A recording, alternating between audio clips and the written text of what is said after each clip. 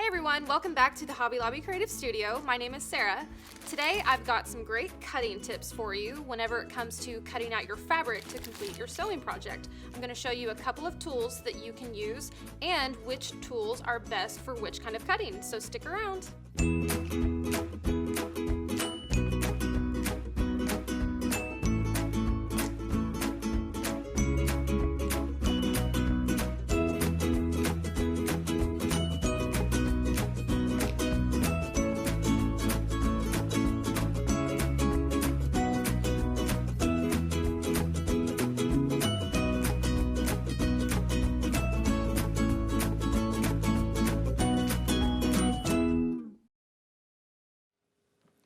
There's a few different ways that you can cut out your fabric whenever you're working on your sewing projects.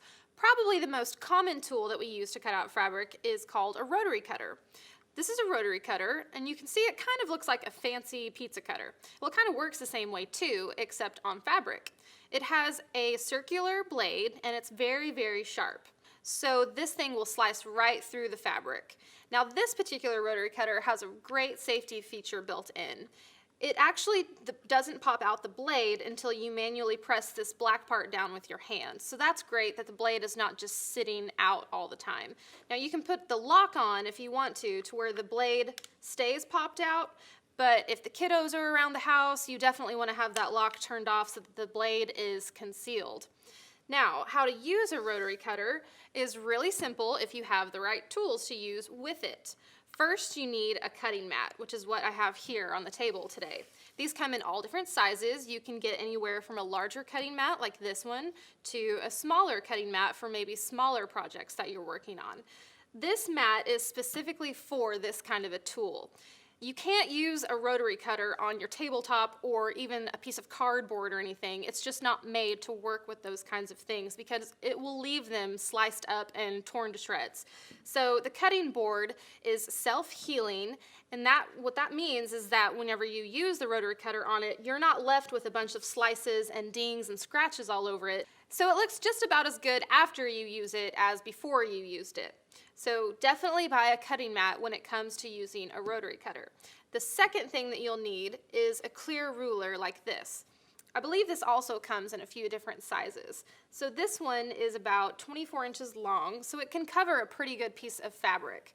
Now it's great because it's clear and you can actually see the fabric under the ruler as you're doing your cuts. And this has a lot of grid action going on it as well. So you can see all the yellow lines here in the grid shaped. Those you can use to line up on the edges or the folds of your fabric in order to cut your straight lines. So definitely this is a vital object as well when it comes to using a rotary cutter. So very quickly, I'm just going to show you how to use the rotary cutter. So I have just a scrap piece of fabric here, and what you're going to do is line up wherever you want your cut to be. So I'm using my yellow line of my grid to help line up my ruler with the fold of my fabric so that I get a straight line.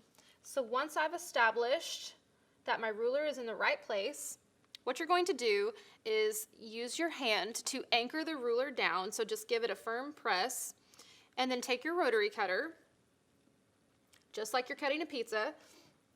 Now apply a little bit of pressure and use the edge of that ruler as an anchor for your rotary cutter and just make your cut all the way across. Now, before you take your hand off of your ruler, check to make sure that your fabric has made a clean cut.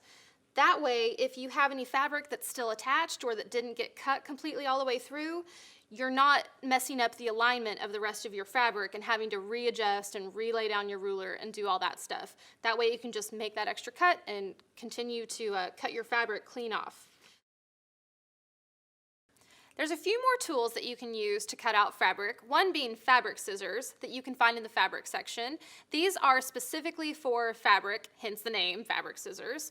Now you wouldn't want to use these scissors on any other surface like paper or cardboard or anything because they're just specifically made for fabric, and it'll actually make the blades duller if you use them on a separate surface than fabric. Also, besides fabric scissors, are pinking shears. Here's some pinking shears here, and you can see that these are a little bit bulkier than a typical pair of scissors, and they've got this really cool serrated edge on them right here. So what these actually do, I'll just do a quick example on this fabric, they actually put a nice serrated cut in your fabric. So the main thing to remember when using pinking shears is as you're cutting, you're going to line up the grooves of the serrated part of your scissors with the grooves that you've already made in your fabric. That way you get nice, even kind of zigzags all the way across your fabric. So here's the effect that that gives you on your fabric. So it just gives kind of a cool little zigzaggy edge. Now what these are for is to prevent fraying. So these are sometimes used to finish seams with, and this will prevent your fabric from kind of splitting and fraying and coming apart. And they can also be used for a decorative feature too. Maybe if you're doing some pennant flags or something like that, you could cut out the edges and they would have that really cute zigzag look. So these are just a few tools that you can use to cut your fabric out with. I hope you learned some great tips today. Good luck with your cutting, everybody. We'll see you next time.